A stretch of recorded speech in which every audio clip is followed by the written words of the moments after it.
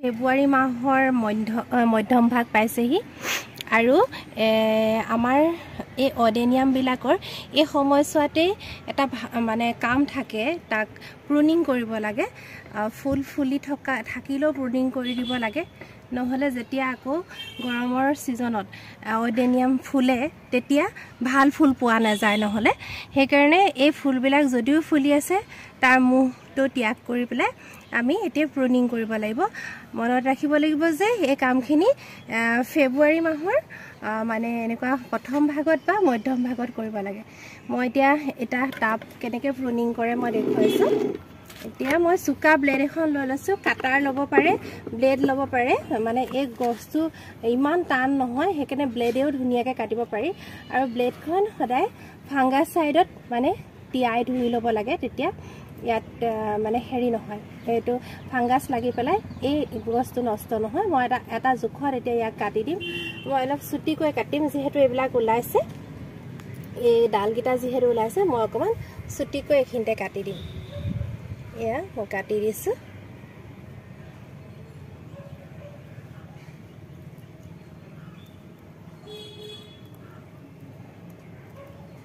দবাই দবাই এয়া কাটি দিলো এয়া ধুনীয়াকৈ কাটি দিলো তাৰপিছত এটো এনেকুৱা হৈ গ'ল তাৰপিছত আমি তাত কি কৰিব লাগিব লগালগ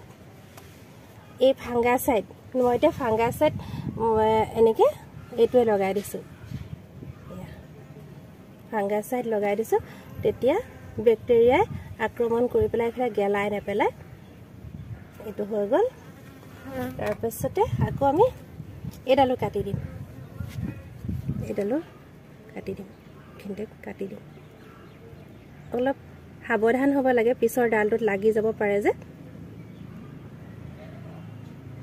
মই লাহে লাহে কাটিছো সেইকাৰণে পটকে কাট খাই যোৱা নাই কাৰণ পিছৰ ডালটোত লাগি যাব ইয়া হৈ গ'ল তাৰপিছত ঠিক এইটো দুইফালে লগোৱা হৈ যায় তেতিয়া আৰু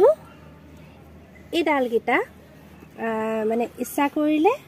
এটো বেলেগ পুলি বনাব পাৰি অৱশ্যে ডালৰ পৰা হোৱা অডেনিয়ামটোৰ এনেকুৱা মানে এই যেটো গুটিৰ পৰা হয় সেই গুটিৰ পৰা হোৱা অডেনিয়ামটোৰ দৰে সৌন্দৰ্য পোৱা নাযায় তথাপি যেতিয়া ইয়াৰ মানে ৰুৱাৰ সময় বেছি হয় বয়স বাঢ়ে তেতিয়া আকৌ তেনেকুৱা ধৰণৰ গ্ৰোথ এটা লৈ লয় তথাপি মানে এই ডালৰ পৰা যেটো অডেনিয়াম হয় এটো হওঁতে অলপমান গ্ৰোথটো হওঁতে অলপমান টাইম লাগে এনেকৈ ফুলাটো ফুলিব কিন্তু এই গ্ৰোথটো লওঁতে অলপমান টাইম লাগে ঠিক সেইদৰে মই এই যে ফুলি আছে মই সকলো অডেনিয়ামৰ ডাল এনেকৈ মই কাটি পেলাম এতিয়া কাটি পেলাই কি কৰিম কাটি পেলাই তাৰপিছত ইয়াক আকৌ ইয়াৰ পৰা পটটোৰ পৰা উলিয়াম মই গোটেই কামখিনি কৰি যাম আপোনালোকে চাই থাকিব মই এতিয়া এটা পট কাটিছো মই চাম এইকেইটা ডালো যদি প্ৰয়োজন হয় মই কাটি দিম এতিয়া মই গোটেইখিনি এনেকৈ কাটি পেলাম সো কিমান ধুনীয়া হৈ আছে কাটিবলৈকে মনে এইবোৰ হেৰি হৈ আছে ফুলি আছে কিন্তু উপায় নাই ইয়াৰ মানে ভাল আৰু ভাল হ'বলৈ আমি মুহটো ত্যাগ কৰিব লাগিব সেইকাৰণে মই এই তিনটা ডাল এতিয়া মই কাটি দিম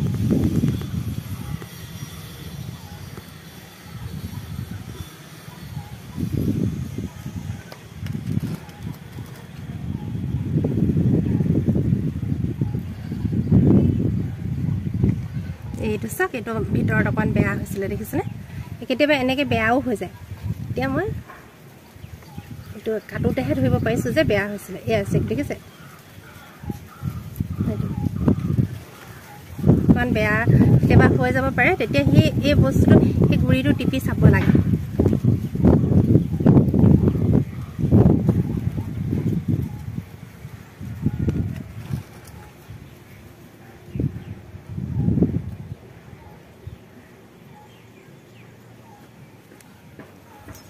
এতিয়া ফাংগাচাইড লগাই দিম আগৰ কেজোপাৰ দৰে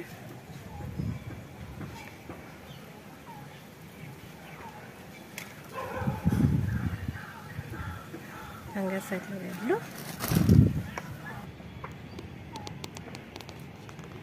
এইখিনি দেখিছেনে মই ইমান মুঠা এই গোটেই গছবিলাক কাটি পেলাই অডেনিয়ামৰ ডাল পালোঁ সেই ডালখিনি ইচ্ছা কৰিলে পচাই পেলাই অন্য অডেনিয়ামৰ পুলি কৰিব পাৰি ডালৰ পৰা হ'ব হেয়া পুলি এই পুলি এই গছখিনি ঠিক তেনেদৰে এনেকৈ ফাংগাচাইড লগাই পেলাই মানে এনেকুৱা অলপ খালি 2 সপ্তাহমান ৰাখি পেলাই মানে ডালখিনি ৰুব লাগিব এতিয়া যদি ৰুৱা হয় তেতিয়াহ'লে গেলি যাব সদায় আপোনালোকে এইটো কথা মন কৰিব অডেনিয়াম সদায় অলপ দিন মানে যেতিয়া কটা হয় বা ৰিপুটিং কৰিবলৈ হ'লে 1 সপ্তাহ 2 সপ্তাহ মানে থৈ দিব লাগে চাহ পোহৰ পৰা জেগাত মানে চাহত থৈ দিব লাগে তাৰ পিছতহে ৰুব লাগে এই আঠাটো আচলতে থাকিলে মানে এনেকৈ যদি আমি ৰুই দিওঁ তেতিয়াহ'লে গেলি যাব এতিয়া মই কৰিম কি গোটেই পটখিনি এই ডালখিনিৰ দৰে পটখিনিও মই মানে মাটিৰ পৰা এনেকৈ মাটিটো হেৰি কৰি পেলাই মানে মাটিখিনি হলাবৰ কাৰণে মই গোটেই এডেনিয়ামখিনি মই উঘালি পেলাম উঘালি হয় মানে ইমানেই ডাঙৰ ইয়াত খাপ খালে সেইকাৰণে মাজে ডাঙৰ হৈ গ'ল আমি ধৰিব নোৱাৰো যে ইমানেই ডাঙৰ পটাকি ধৰিলে এইদৰে ওলমাই ৰখাৰ পিছত এইবিলাক ৰুবৰ হৈ গৈছে নিজে নিজে পাত আহিছে এনেকৈ 15 দিন ওলমাই ৰখাৰ পিছত মই এনেকৈ চাহ জেগা এটাত ওলমাই ৰাখিছোঁ এইবিলাক পাত নিজে আহিছে মাটিত থৈ যাওঁ মই এৰুৱাই এৰুৱাই তাৰপিছত আকৌ এইবিলাক ৰোপণ কৰিব লাগিব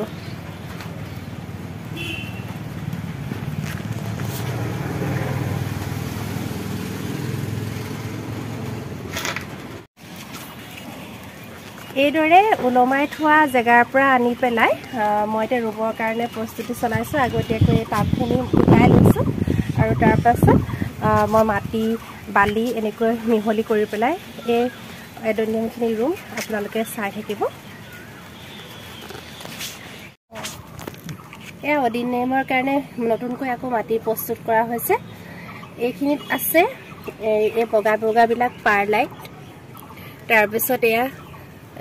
শুকানকৈ চালি লোৱা কেঁচু সাৰ বা গোবৰ সাৰ যিকোনো এটা দিলেই হ'ব খালি শুকুৱাই ল'ব লাগে তাৰপিছতে এইবোৰ আছে ইটাৰ টুকুৰা এইটো ইটাৰ ভঙা টুকুৰা তাৰপিছত এঙাৰৰ টুকুৰা বালি এইটো ইত্যাদি কৰি পেলাই এইখিনিৰে এই মাটি দিয়া নাই ইয়াত এইখিনি প্ৰস্তুত কৰি লোৱা হৈছে এয়া মাটিটো একেবাৰে একদম মিহি আৰু জৰজৰীয়া এতিয়া এইখিনি মই প্ৰস্তুত কৰি লোৱাৰ পিছত গোটেই টাববোৰত এটা এটাকৈ ভৰাই আকৌ অডেনিয়ামখিনি ৰুই যাম জোপাৰ কাৰণে লৈছোঁ অডেনিয়াম সৰু পাত্ৰটো ডাঙৰ ৰুলেও একো নহয়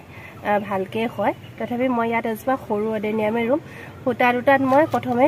ইটাৰ টুকুৰা দুটা দি ল'লোঁ তাৰপিছত মাটি ভৰাই দিম এনেকুৱা ধৰণে মাটি ভৰাই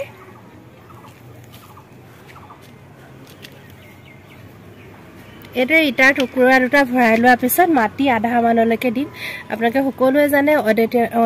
অডেনিয়ামৰ যিটো কাণ্ড সেই কাণ্ডটো মানে শকত হয় সেইকাৰণে অলপ আধালৈকে ভৰাই পেলাই আমি গছজোপা ৰুব লাগিব তাৰপিছতহে আমি কিমান পৰিমাণৰ মাটি লাগে সেইটো গম পাম এইদৰে খাচ কাটি পেলাই এই যিকেইটা শিপা সেইকেইটা ভৰাই দিছোঁ এইকেইটা এইদৰে ভৰাই দিছোঁ তাৰপিছত এনেকুৱা ধৰণে খাচ কটাই দিছোঁ কাৰণ এইটো যিটো মূল মানে খুব কাণ্ডটো সেইটো পুতি দিব নালাগে সেইটো তেতিয়াহে ডাঙৰ হ'ব আকৌ শকত হ'বলৈ তাক আমি এইটো উলিয়াই থ'ব লাগিব মই এইদৰে গোটেইকেইটা পুলি গোটেইকেইটা এইদৰে টাবত ৰুই দিলোঁ আৰু মানে এমাহমানৰ ভিতৰতে এইখিনি ফুলিবলৈ ধৰিব তাৰপিছত মই আকৌ দেখুৱাম এইখিনি এইদৰে ৰোপণ কৰা হয়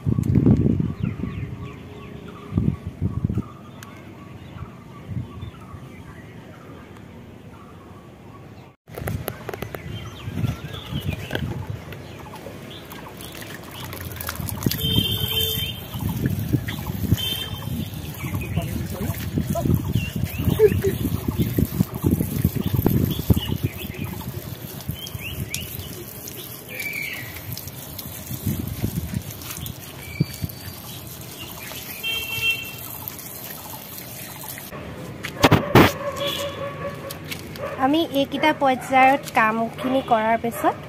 আমি শেষত এনেকুৱা এটা ৰিজাল্ট পামগৈ সাধাৰণতে ফুলসমূহ কাটিঙৰ ওপৰত নিৰ্ভৰ কৰে কিমান সময়ৰ পৰা ফুলিব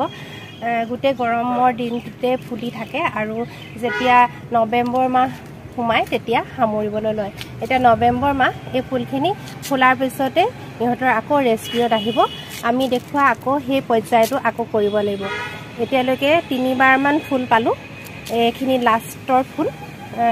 প্ৰথমতেও এনেকৈ ফুলি আছিলে যে গৰমৰ ছিজনটোতো এতিয়া এই লাষ্টত সামৰিবলৈ লোৱাৰ আগে আগে গোটেই ফুলবিলাকত ফুল ফুলিবলৈ লৈছে এফালে মন কৰিলে দেখিব গোটেই এই আগবোৰত এই গোটেই এইবিলাকতো ফুল আহিবলৈ ধৰিছে আৰু যিখিনি ফুলি আছে আপোনালোকৰ সন্মুখত দেখিছে গতিকে এনেকৈ যদি আপোনালোকে ৰিপুটিং কৰি প্ৰত্যেক বছৰে